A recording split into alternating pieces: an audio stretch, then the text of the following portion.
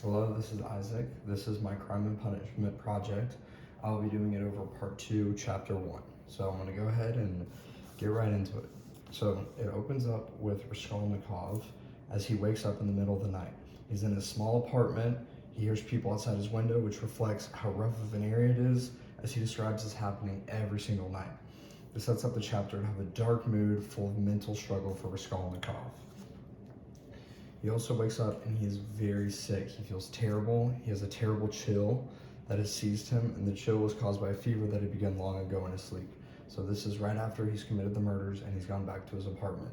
He's starting to get physically sick because of what he has done. After Raskolnikov wakes up, it's the middle of the night and he's sick, he starts to panic a little bit because he's like, oh my gosh, like I did not cover up my tracks properly. So panic is setting in. He's realizing this could be very bad. I could get caught and I could get in some big trouble.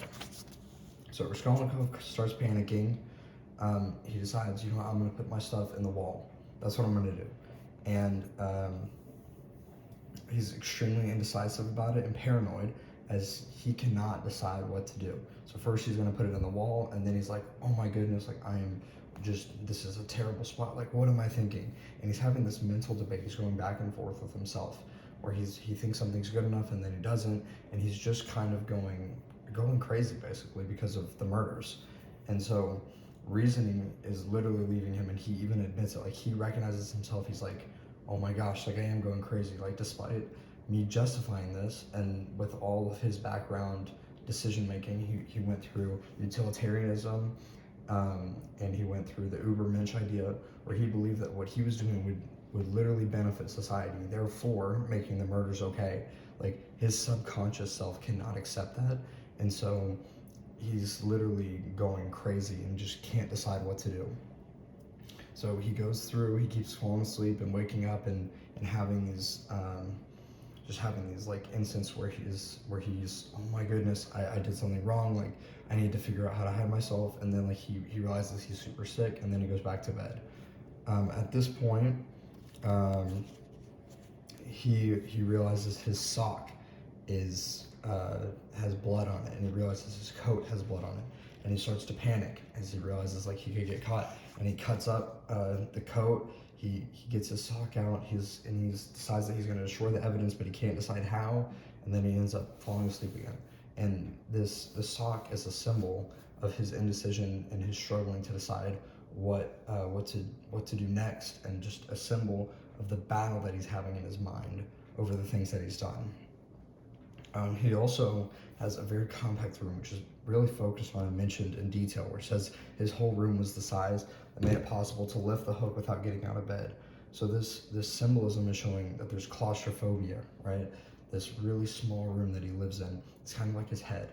His closet that he lives in is not really big enough for him, just like his headspace is really not big enough for all the thoughts going on in his head, hence why he's going crazy. The setting is also showing just how poor this area is and how poor these people are, which is also some of the background information that we did on St. Petersburg, talking about how mostly serfs live there. And so this kind of goes along with that idea, as he's really just struggling.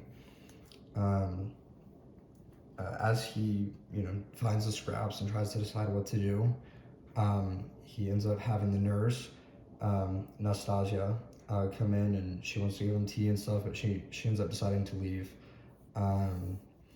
But she's offering him tea and stuff, and she gives him, she leaves after she gives him a police summons and sends him to the police station.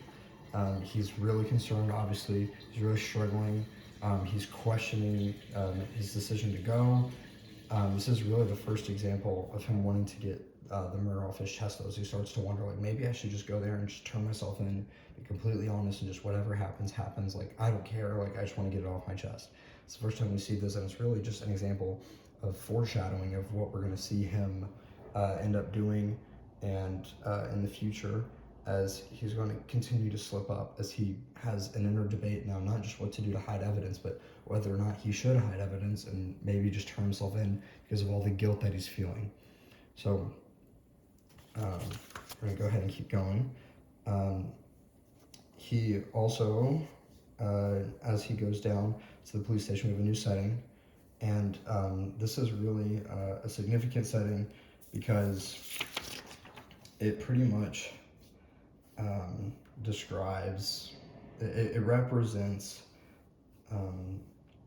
the judgment that he feels in his surroundings, because he knows he's done something wrong. He's in the police station, right? They apprehend people who do wrong stuff. So this is where he really starts to feel like, oh wow, like I really did wrong stuff. So he feels very judged.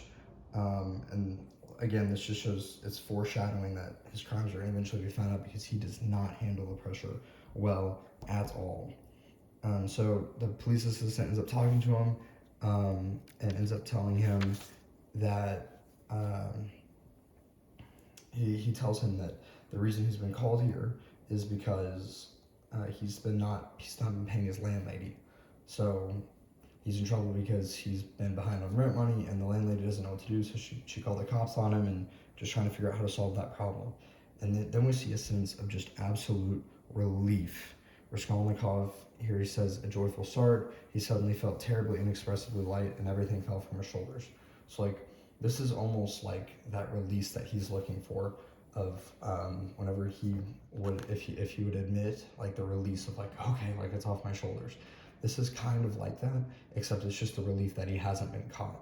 So he feels free, he feels amazing, he feels that he's kind of, it's almost like he returns to his former state. So this is like, it's just a constant back and forth between worried about getting caught, and he feels that he's finally like, oh, like I'm so free, like I made it, like I'm gonna be okay. Unfortunately, this feeling does not last. It does last for a little while as he discusses the problem, and we actually start to see through his time at the police station, there's a mention of a significant amount of crime. There's other stuff going on in there, there's other people talking, and there's other crime that is being discussed. And as this crime is being discussed, it gives us an idea, again, that St. Petersburg is this poor place, right, with that background knowledge, that there's a lot of crime there because there's a lot of just desperate people who don't have money, because there's so many serfs that live there, and it's just not a wealthy area at all. We also see a big change in Raskolnikov as he goes from feeling incredibly free, as he realizes he's not been found out, to suddenly feeling a ton of pain. He ends up, so here we still see the triumph of self-preservation, the rescue from overwhelming danger. This is still his joy that he's still feeling. It's still rubbing off as they go deeper into the problem of him not paying the landlady. That's still going on, but that ends up transitioning as after some other crime is dealt with some other people that are at the station, including a relative of the lady who was murdered. He ends up immediately, there's a switch that flicks inside of him, and he ends up going back to that place of despair where he feels like he has to admit, he's like, oh my goodness, like I have to tell somebody, he has to get off his chest, like the moral stress of it all is just too much of them.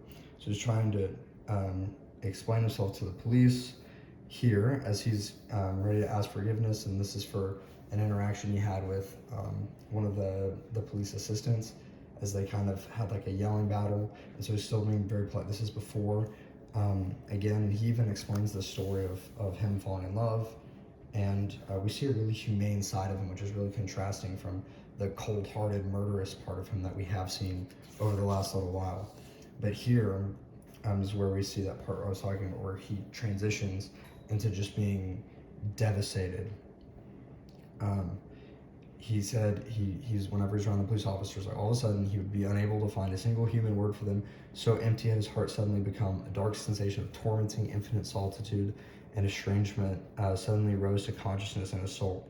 So after opening up and being honest and talking about love, there's an immediate switch, and there's the mental punishment for his actions. So the first stuff where he's having the fever and he's experiencing a lot of physical pain and he can't sleep, that's the physical punishment for what he did. And now we're seeing a mental punishment, which we've already seen some, as he's just conflicted with himself, battling over what to do.